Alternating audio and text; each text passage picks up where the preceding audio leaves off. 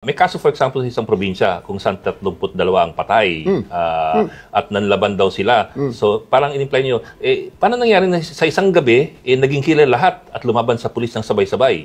At naglolokohan lang ba tayong sabihin natin na hindi nangyari yon? It's time for real talk. What did you want to imply there? What were you trying to say there? Well, yan ang iniiyak ng maraming Pilipino na pumunta sa ICC. Yeah? Similar cases na sa tingin nila ay hindi, during the time ay hindi mabigyan ng hustisya. Kaya sila ay napunta sa isang International Criminal Court.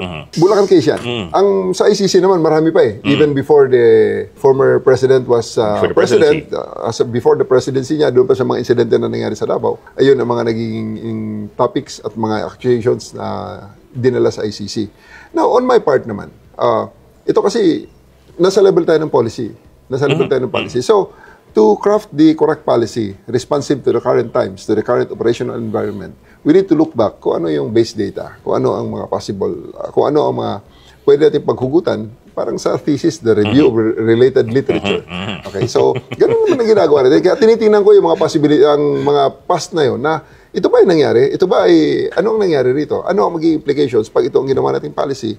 Ano ang magiging epekto pag in-implement natin to? So, you know, I made those statements in those contexts, if I remember it right. And until now naman, hindi nagbabago ang ating stance na talagang dapat itong mga to ay titingnan natin. Ngayon, kung may mga tao dyan na gustong magreklamo at gustong ipa-review ang mga cases na, we're always welcome so that we eventually will find closure.